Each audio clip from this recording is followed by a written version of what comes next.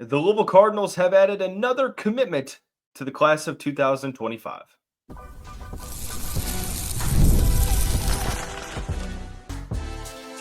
You are Locked On Louisville, your daily podcast on the Louisville Cardinals. Part of the Locked On Podcast Network, your team every day.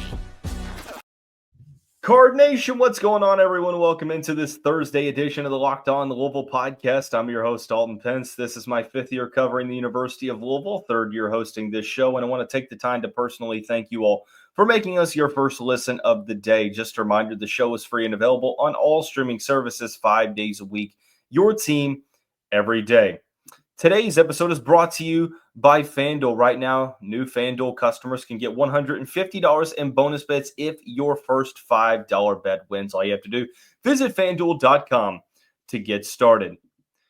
Pat Kelsey and the Louisville Cardinals have added another commitment to the class of 2025, this time from the international ranks. German forward Sananda Fru will be joining the Cardinals next season. I am a huge fan of this commitment. I believe he's going to step in right away and play a major role for Kelsey's team. We'll explain why coming up shortly. We'll discuss how this commitment affects recruiting for next season. What does it mean in the Nate Ament sweepstakes? Besides Ament, will the Cardinals continue to look to add players in the 2025 high school class? We will answer those questions in the middle part of the show. And then, Louisville defeated NC State 91-66 on the road in Raleigh on Wednesday night. It was a complete blowout and awesome to see the Cardinals officially start a new winning streak. So some great basketball talk coming up. It begins in the recruiting world. And there's been this narrative ever since Pat Kelsey took over that Louisville's going to start recruiting the international ranks frequently because that was what Kelsey did while he was the head coach at the College of Charleston. As On Three's national college basketball reporter and recruiting insider Joe Tipton explained on this show, you really don't know about a recruitment until it gets close to the commitment. And when that commitment is imminent, that's when you start to hear about a school being involved with a certain recruit. And that's done by design. College coaches don't want other schools finding out that they are recruiting a certain player because that school might end up trying to jump into that recruitment. So it's pretty standard that you don't know much until it's about to happen. I was told the possibility of adding Fru was likely a couple weeks ago, but I was also told this wasn't firsthand information. To be clear, this was secondhand information. Someone had heard it from a good source, and that person told me that it might take some time for the announcement because he's still playing professional basketball. Well, that announcement came. Sananda Fru is a Louisville Cardinal. 6'10", 6'11", anywhere from 220 to 245 pounds. Now, that seems like a large range, 25 pounds. That's because on 24/7 Sports, he's listed as 6'11", 245. On other sites, he's listed as 6'10", 220. But he has a 7'5" wingspan, which is incredible. He will join the Cardinals next year. Now, that is to be determined on when that will be. His agent was on 93.9 ESPN 680 recently and said that it all depends on when his professional team ends the season. He plays for the Louisville Braunschweig squad in the Basketball Bundesliga League, which I don't even think you can say arguably. It's pretty much confirmed that the Bundesliga is a top 5 league in Europe, a team that he's been with since the 2021-22 season. His role has grown more and more. And it all started because Brian Cloman, the assistant coach, reached out to Fru's camp created that connection, got the 502 circle involved, to my understanding. And here we are. Months later, Fru will be a Louisville Cardinal. Some might know him, or let me rephrase this. Some might understand the level of play that he's going up against when you see that his teammate is former Texas and Kentucky forward Trey Mitchell. And by the way, Sananda is having arguably as impressive or more impressive of a 2024-25 campaign. This season, Fru is averaging 12.4 points per game on 67% shooting. He's also averaging 4.1 rebounds per game and 1.3 blocks per game. That is in league and cup play combined. He has been playing better in Bundesliga league play, but still respectable in cup play also. Now, the three-point shooting, those numbers don't look good, and we'll talk about that here shortly. But the main thing to know is that Fru is currently 21 years old, okay? He will be 22 years old when the next season starts. So an older freshman, I think the age might prevent him from being ranked in the traditional high school recruiting rankings, but he is a very good player. The frame is filled out to the point to where, I don't worry about him coming to the United States and playing Division I basketball and having to add a significant amount of muscle. Like, I don't think that he needs to. I think he's probably in between that 220 to 245 range. Having a 7-foot wingspan, uses his size and strength well, and he's got the body to play right away. The main thing for me is just the completely solid touch around the rim. For a guy that's 6'10", 6'11" with a 7'5" wingspan, he does a great job at cutting to the basket, making the right decisions to get to the cup and finish the ball nicely. 67% from the field. Now, you can also look at the stats and understand that this is in somewhat limited action for Braunschweig. Not only does he have solid touch around the rim, the upside as a post scorer, it's extremely high. Not only does he have the ability to finish in the paint, but the footwork has proven to be extremely effective, and not to mention he's very athletic, has the size, and a 7'5" wingspan.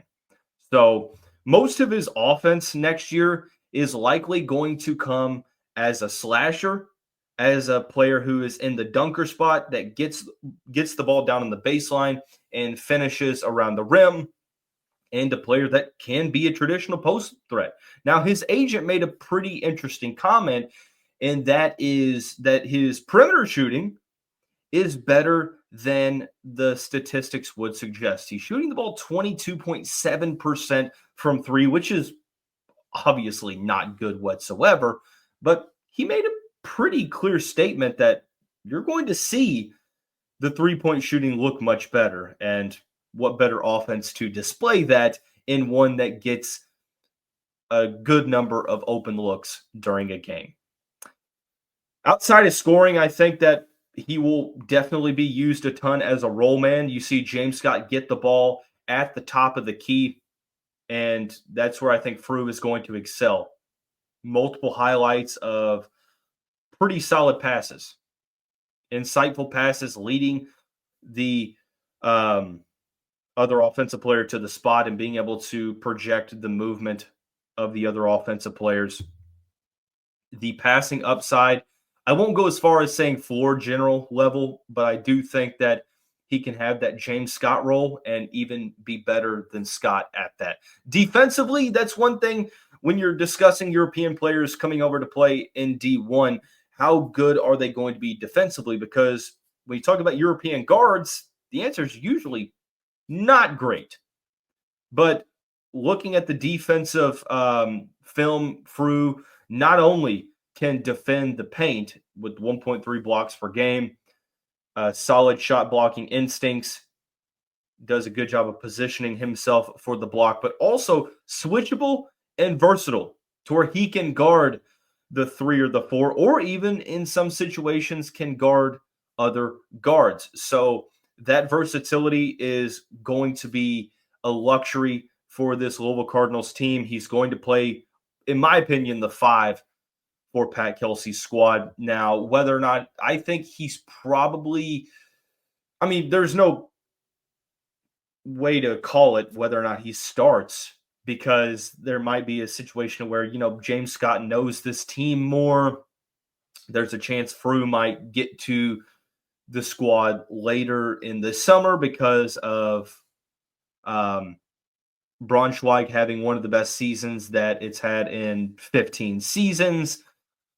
So there's the familiarity there. There's the loyalty from Pat Kelsey, or the situation might just be that Fru is better and he is the starter. But regardless, both of those guys are going to play a good amount of minutes, and I think that this really bodes well for Louisville's front court next season, especially when you consider that the Cardinals just don't have a ton of size this year with Case and Pryor going down. But I'm extremely excited for this commitment. And some questions have been asked about, well, what does this mean for the recruiting for next season in regards to Nate Ament, in regards to the transfer portal? Well, we're going to have that discussion. We're going to try to answer those questions when we come back on this Thursday edition of the Locked On Louisville podcast.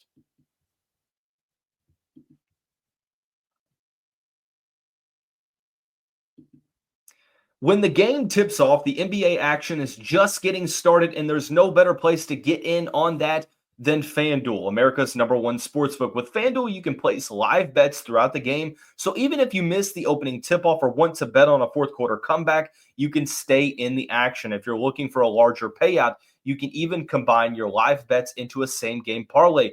I love using FanDuel's live betting feature because it keeps every moment of the game exciting. Whether I'm backing my Houston Rockets for a late game rally or picking a player to hit a clutch 3, I never feel like I missed my chance. Plus, the app is easy to use, and when you win, you get paid instantly. Right now, new FanDuel customers can get $150 in bonus bets if your first $5 bet wins. Just visit FanDuel.com to join today. That's FanDuel.com for your shot at $150 in bonus bets. Make every moment more with FanDuel, the official sports betting partner of the NBA.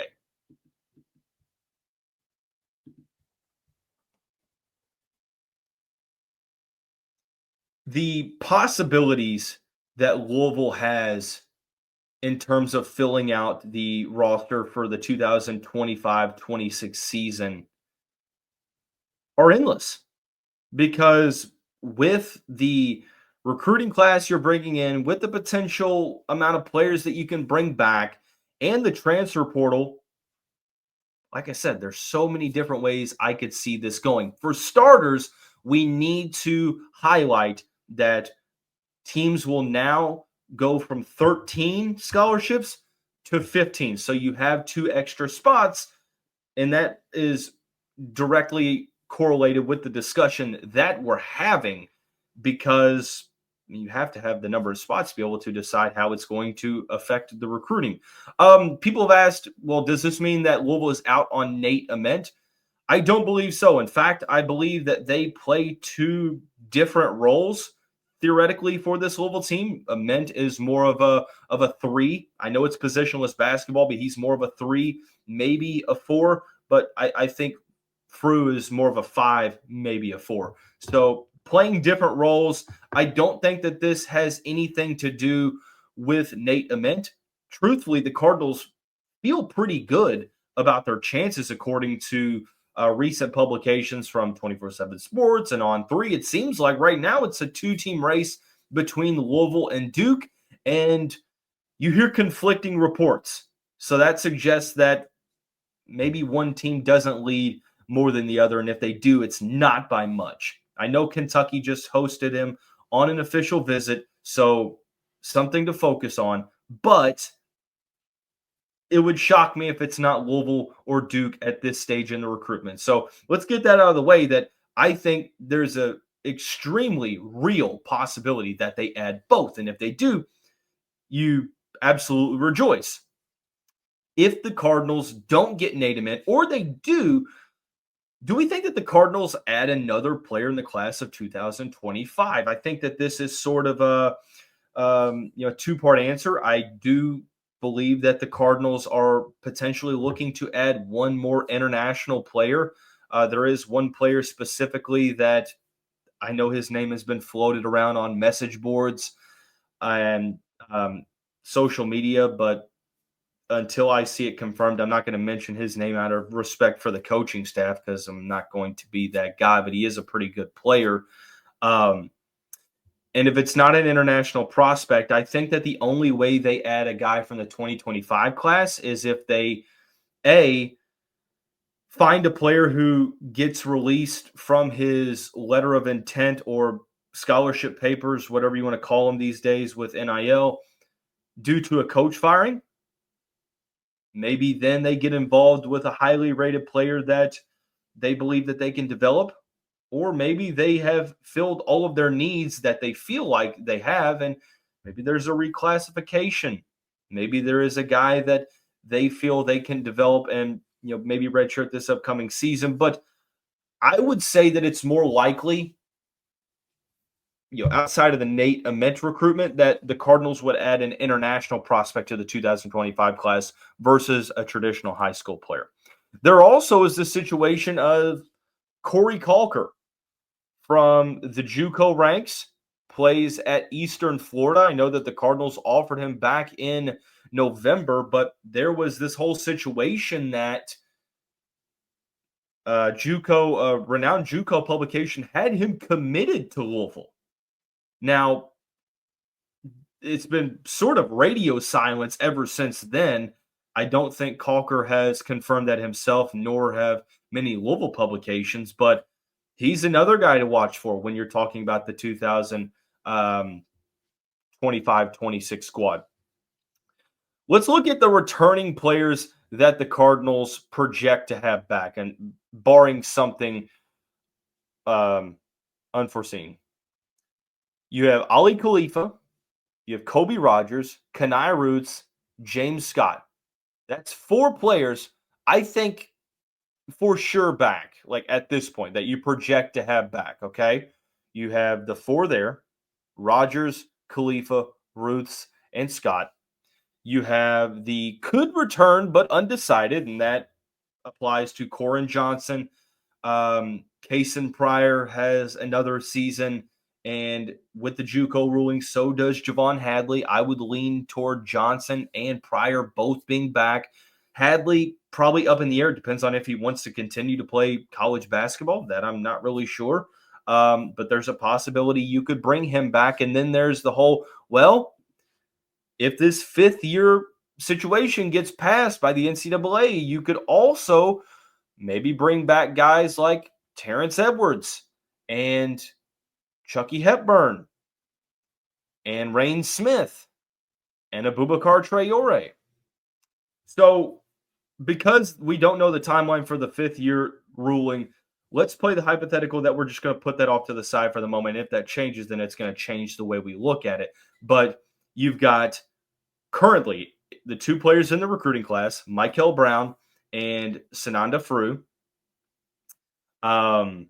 You have, let's say, 6 guys returning, because I'm going to throw Pryor and Corin Johnson into the mix. So you've got those 2 plus the 2 recruits. That's 4. And then you have Rogers, Khalifa, Roots, and Scott. That's 8 of the 15 spots.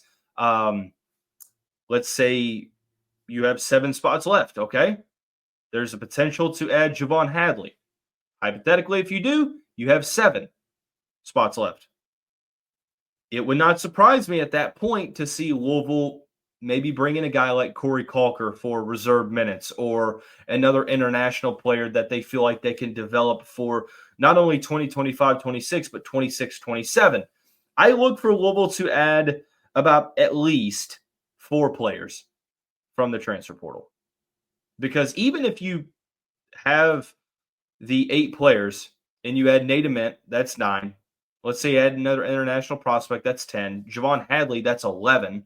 You still have 4 spots. Now, the issue is with the guys that you're bringing back and the players you're bringing in, being able to convince top transfer portal players to come in and compete for all these minutes could be challenging because there's only one basketball that goes around. Now, Louisville's offense is very player friendly, scores a lot of points. The pace of play is quick. There's a ton of subbing. So there is that beneficial argument to have. But long story short, I don't think the Fru recruitment changes much about what Louisville does. It might alter what they do in the front court because James Scott and Sananda Fru is a really good front court duo at the 5.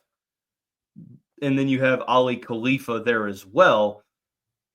I just don't see a situation to where the Fru commitment changes much. So we'll continue to monitor the recruiting in the class of 2025, and hopefully Louisville gets good news with the Nate Ament recruitment. But to conclude the show, we got to talk about Louisville basketball winning by over 20 points in blowout fashion on the road against NC State. We'll discuss when we come back on this Thursday edition of the Locked On Louisville podcast.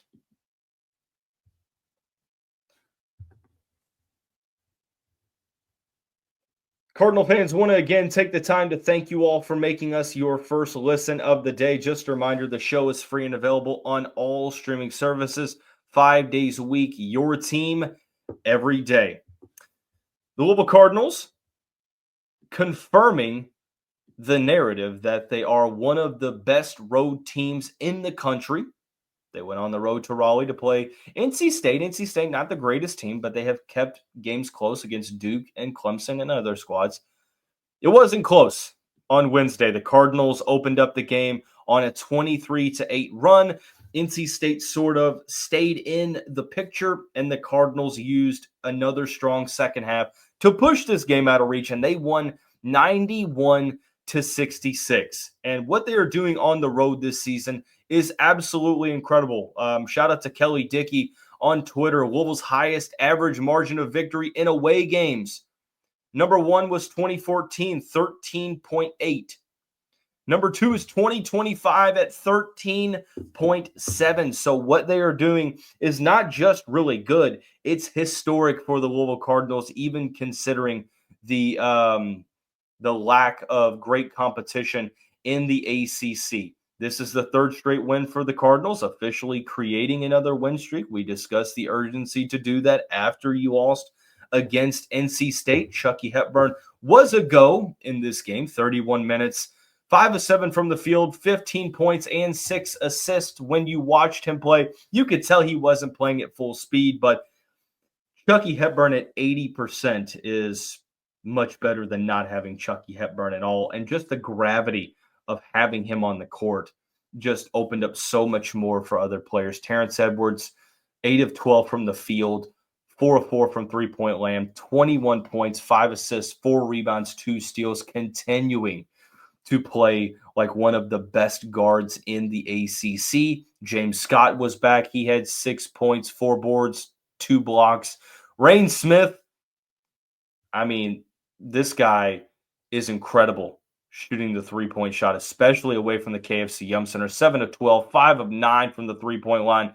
He had 21 points, tied a game high with Terrence Edwards. And Javon Hadley, Mr. Consistency, knows his role and plays it to perfection. 17 points, 9 rebounds. Louisville shot 63.6%. Let's call it 64% from the field, 58% from 3. They went 11 of 19 and 10 of 11 from the free throw line, which is 90.9%. Now, it wasn't all pretty. They had 9 turnovers in the first half.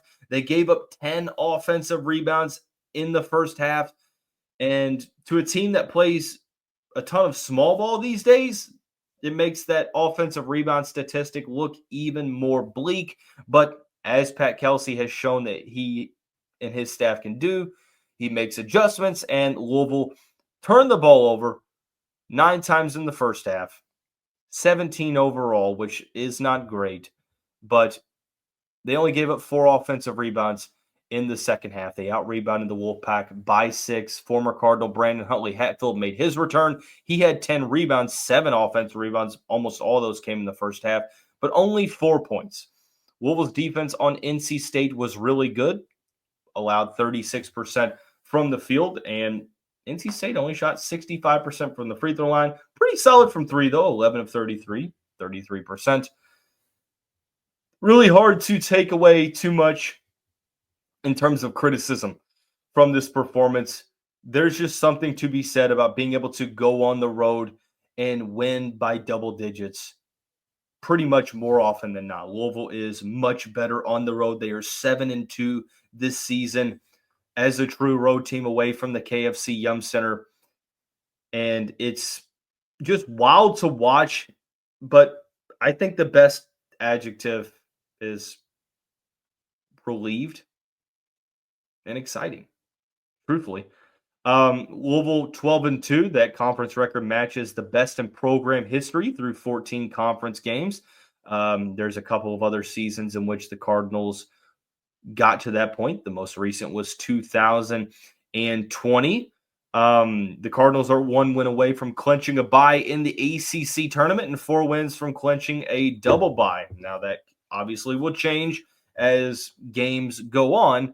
And then to top off the statistics from Mr. Kelly Dickey, the 2025 team is the first in 111 seasons of Louisville men's basketball to have 5 20-point wins on opponents' home court.